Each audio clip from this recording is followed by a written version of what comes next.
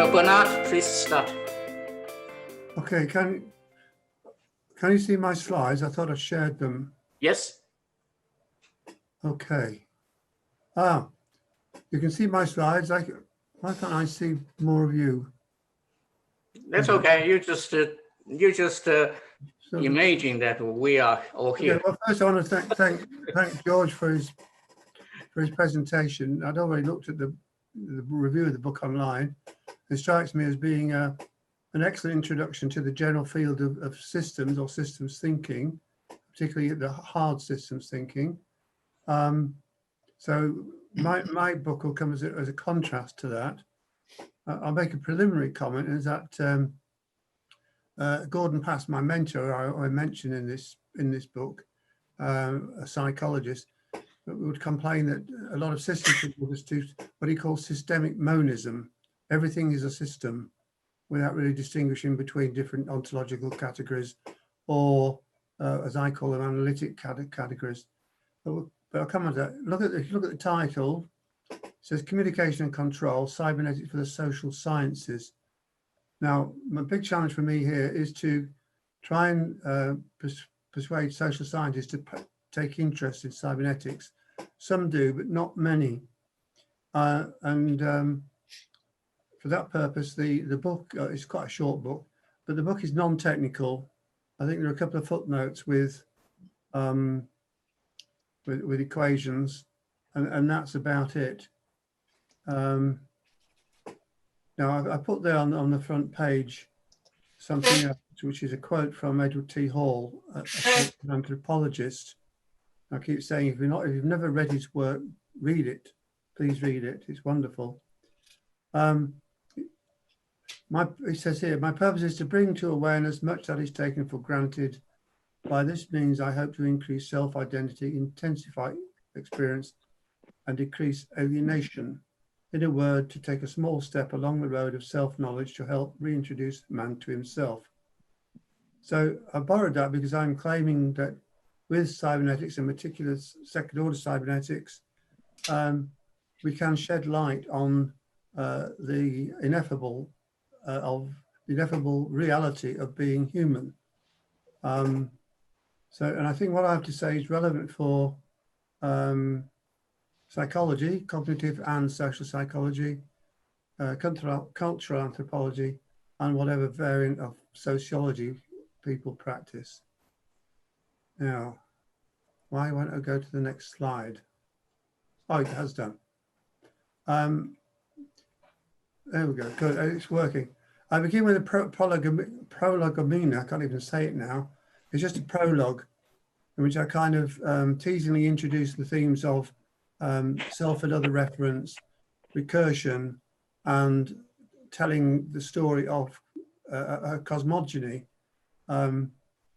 In this case, I choose to tell a story from beginning with the Big Bang, but I make the distinction that whereas the physicist is giving us a description of the reality as he sees it, the cybernetician is interested in how it is that human beings are able to tell such stories. So that makes a distinction between science and physics there. But I also introduced the idea of, a second law of thermodynamics and emergence as a general process in the evolution of systems. So there's an overlap there, certainly with what some of George has been talking about or telling us about. About this book is where I give a preliminary story of what cybernetics is, relying mainly on Norbert Wiener's classic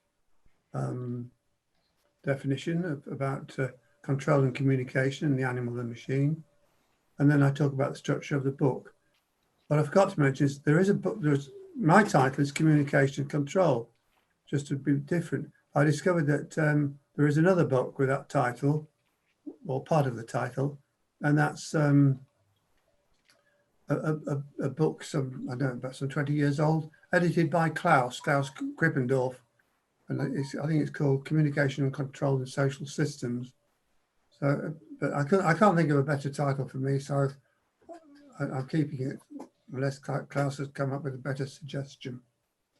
Okay, chapter 2 It's very much for me that cybernetics has been a personal affair, because my understanding with, certainly with second order cybernetics, it becomes a social cybernetics. It becomes a cybernetics which is reflexive. It's explaining the observer to herself, or explaining human beings to themselves. So learning about cybernetics and then becoming involved in the second order aspects as a psychologist was quite revelatory for me. And I ended up having a kind of coherent way of thinking about my personal life and my professional life, all of a package. And I've ended up with a concept of a cybernetician being some sort of, I don't know, sometimes I refer to it as a warrior of the spirit, but it's a person who is in the moment taking responsibility for what they're doing.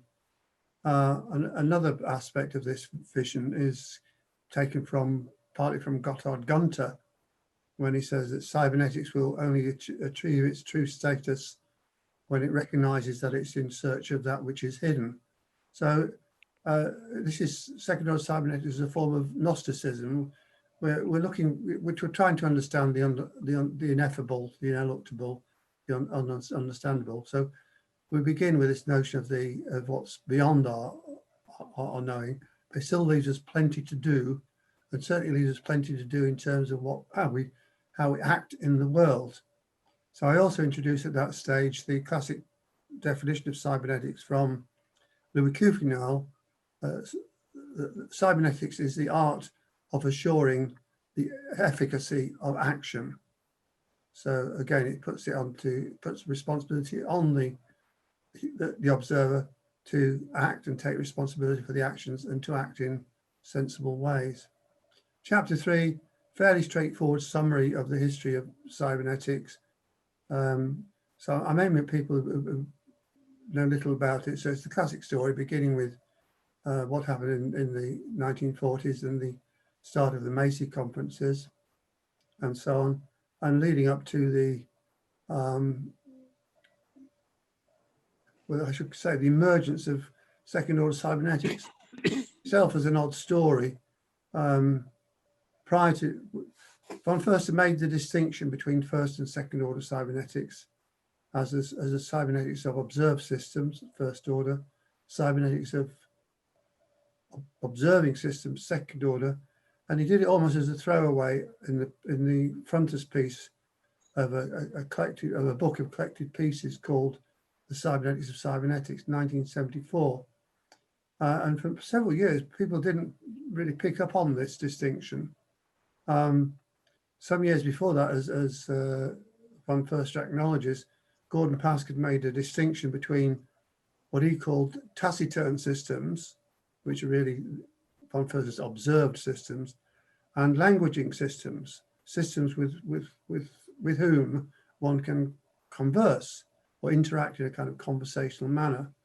So in the story of cybernetics, I get to that point and I give a brief outline of, brief introduction to Gordon Pask and his conversation theory. And for the first time in the book, I then make this classic distinction that Pask makes between the biomechanical systems, the observed systems, as it were, and the psychosocial systems, the ones with whom we converse, and the ones with whom we can identify as being similar beings. So in past terms, we are psychosocial unities, if you like, cells, or he calls them psychological individuals, embodied in biomechanical systems. So he's making, I call this an analytic distinction. It's a way of trying to explain what it is to be a human being. And I said earlier, we can't, there's an ineffability about the human condition, but it's a good way forward. And this distinction it's roughly between, well, mind and brain or something, but it corresponds to what happens a lot, has happened a lot in cognitive psychology, where there's a distinction between the cognitive systems and the processor, the computer, if you like, in which these cognitive systems run. And so the distinction isn't that unusual, and it does occur in other places.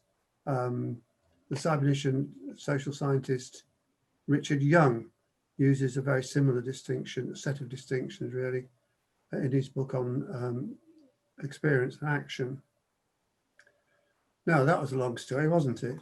In chapter 4, I'll look at that in a bit more detail. I put what might have gone in the appendix. I deal with some key concepts of cybernetics. As I said before, this is really like the meat of the book in the sense of being a bit more technical, although still in using natural language as best I can.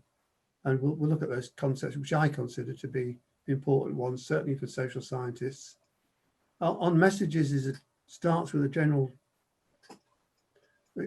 distinction between Shannon type notions of messaging as coding. I refer to it as coding. That word is used in different ways by different people, but I contrast that with conversation. So in the introduction to the chapter, I quote Vina, who says we're interested in communication between man and machines, and machines and machines. So here I'm separating out, if you like, communication between machines and machines, and anything involving man in communication is deemed to be conversational, as in the sense I've already used it in referring to past distinction. In that, I also go on to discuss man-machine interaction and wave my hand really at the contemporary situation where we have all sorts of systems which support human activity and do their best to be conversational in how they do it, albeit quite crudely. And I described some of the work I did with Pask, where he invented what I suppose systems that played the part of a surrogate participant, a system with which one could converse in a knowledge-sharing manner. But that's a deeper story for another time, perhaps. I also mentioned there the concept from H.G. Wells of the world brain, and that we are almost blindly, as it were, moving towards H.G. Wells' conception of a world brain or world mind, where all human knowledge is made accessible to everybody, in his view, for mainly for educational purposes. And as we know, we've now got the internet, and we've got Google, and we've got the World Wide Web, and we've got all sorts of things which entertain us and interact with us and educate us on some occasions. So that's a sort of looking at what we need and what might come to be in a bit more coherent manner once we get more to grips with the business of having machinery, having algorithms communicate sensibly with human beings in terms of sharing, in quotes, meaning, at least within defined domains, or defined semantic domains, if you like. The chapter 6 on cybernetics and the integration of the disciplines. This is my view that cybernetics, particularly now that we have a second order cybernetics, works not only as it works as a transdiscipline, in that it has concepts that can be shared across disciplines. It unifies disciplines in that way. But it also works as a meta-discipline, and that using cybernetic concepts is possible to analyze and discuss how other disciplines work. What are their taken for granted assumptions, their theoretical paradigms, their methodological paradigms, and so on. So it's in a way, it's touting cybernetics as in the round, second order cybernetics as well, as a form of philosophy of science, if you wish. And I go on in that to discuss what this means, in my view, for how we should understand the form of the hard sciences, and then the social sciences themselves, and indeed the humanities and philosophy itself. There's just a brief run through those ideas. But I really do, for myself, I use cybernetics as a unifying set of concepts, which helps me have a rounded view of how the the world of disciplines works and how they complement each other, including the arts and the humanities. So I offer that as a way of looking at the world. In chapter 7, in Defense of Pure Cybernetics, is where I take exception to the ways in which some people, in my mind, dilute the purity of cybernetics. Usually it means that people who take some aspects of cybernetics and add to it concepts from other disciplines. For example, Husserl's phenomenology, and in the case of Luhmann, certainly psychodynamics, Freudian depth psychology, and so on. And basically, I argue that these things aren't necessary. That cybernetics itself, particularly now with second-order cybernetics, has got enough in its locker to deal with all the issues that these other people want to deal with. And almost as it was not really an afterthought, but I very briefly sort of I claim that semiotics, which is one of the disciplines that gets included in the cyber semiotics, and I had to say something about semiotics. It's an undefined, unfinished science originally developed by Charles Sanders Peirce, and I just criticise it as being a very messy, conceptually confused domain where people don't know what. Well, the concept of a sign is not well defined, and the distinction, the concepts used in biosemiotics, I think, are conceptually confused. But that's kind of a sideline, as it were. But it's exercised my mind because there's so much happening in the literature, and there's a huge literature on semiotics related concepts. And the world is full of these theoretical discussion papers and books. And back in the day when I was training to be a psychologist, I was taught to be a scientist who did experiments, and writing books was frowned upon, and didn't do that until you had a body of empirical work to talk about. That's another story. Chapter 8, cybernetic understandings of consciousness. First of all, I take I criticize those who kind of reify consciousness as some kind of essence, and they want to tackle the hard problems of consciousness. And for me, that's trying to attack the ineffable. Better to develop some conceptual clarity and operational understandings of what one is talking about. Here, for me, consciousness means that sharing of knowing, conscio. So I can share knowledge, converse with others, and I can also know with myself. And underlying that is the general phenomenon common to all biological systems of showing some awareness. And I relate the awareness, the sensitivity, if you like, that you find even with amoeba, to the fact that we are biological self-organizing systems, and we're open to energy and matter, and we are what's the word? We're energetically active. We're not lumps of stuff just sitting there. All of us at the moment are cooking away at whatever it is, 37 degrees centigrade. So inside you, everything is essentially in motion, or potentially in motion. I then present some cybernetic models of the consciousness as aspects of human behavior, where we experience awareness, consciousness of what we're doing, and then how we lose it when things become habitual, we acquire skills and so on. And as a psychologist, that's one of my main interests. So I hope that's of interest to other people too. Chapter 9 is a fairly straightforward summary of the social cybernetics of social networks. I begin by making the distinction between network science as a general body of concepts from the concept of a social network. And here I insist that rather than just apply the tools of network science, one needs to define what one means by the network being social.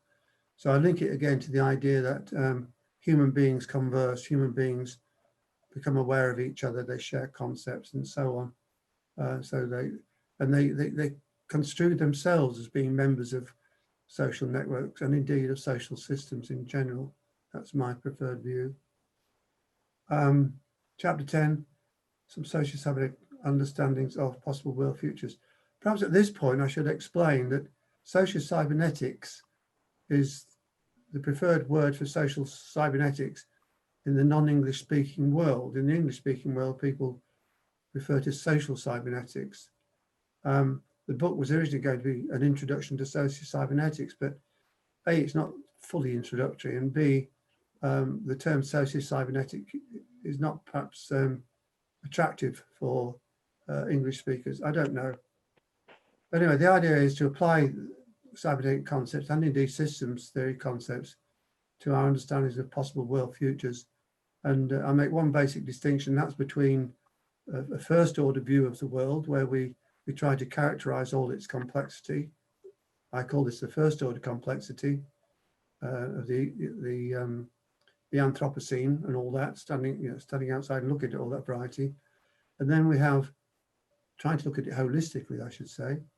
And then we have second order variety, which is understanding that every one of us, all observers on the planet, have their own perception, even if they're trying to see the whole and understand all the problems that are going on.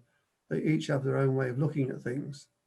And there's a second order level of you could call it hypercomplexity, I suppose, of reconciling that kind of variety. And part of the consequences of that, because humans do form their own views of the world, is that we have this, what Luhmann refers to as too much excitement in the academic marketplace of ideas. That all these competing voices jockeying for position and attention, and hardly anyone thoroughly agreeing with anyone else, which is why I keep insisting cybernetics should be a science, and it does have a core set of concepts which we can all agree, much as we all have our own particular favorite ways of expressing them. And I would say the same of the system sciences generally, with respect to George's work. So that will do for that. Chapter 11 is a bit more extended because it's addressing the social sciences in terms of culture.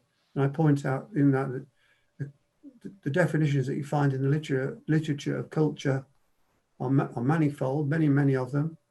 And also the definitions of culture overlap with those of society and of social systems.